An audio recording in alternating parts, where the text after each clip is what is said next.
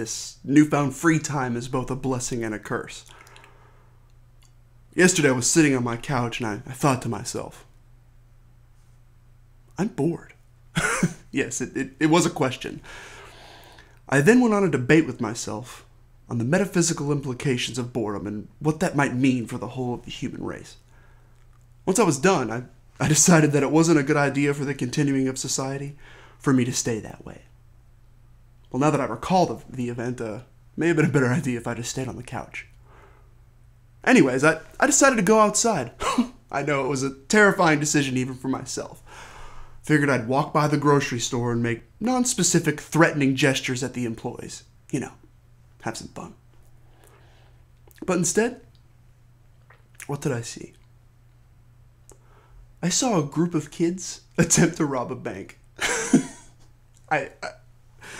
This is the type of life I have when I find myself with too much free time. These kids, they couldn't have been older than 19. And there were 4 of them.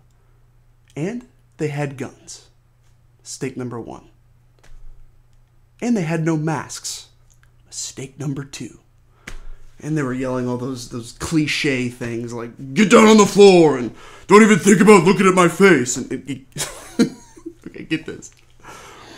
One kid actually said, I kid you not, this is a stick-up. You can't even make this kind of stuff up. So now we're up to 5 mistakes, I think. And it wasn't long before the silent alarm was sent. And then the police arrived in, I think, a record time for this town. 10 minutes. It takes 5 minutes to get from one side of town to the other. But who could blame them? They may have gotten lost. That main street sure is a confusing one. 3 kids were arrested and the other one committed suicide on the spot. What a coward. I think the other 3 are going to be charged with this murder.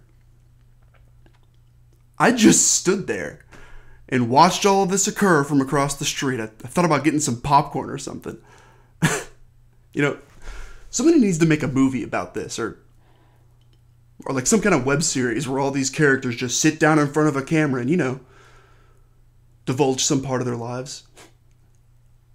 I think this would be a compelling storyline. Anyway, I realized 2 things while I watched that attempt at a bank robbery. Number 1, the bank has this high-pitched frequency that goes off when the silent alarm is tripped. I don't think the kids could hear it. The second thing I realized, I think I could plan a successful bank robbery.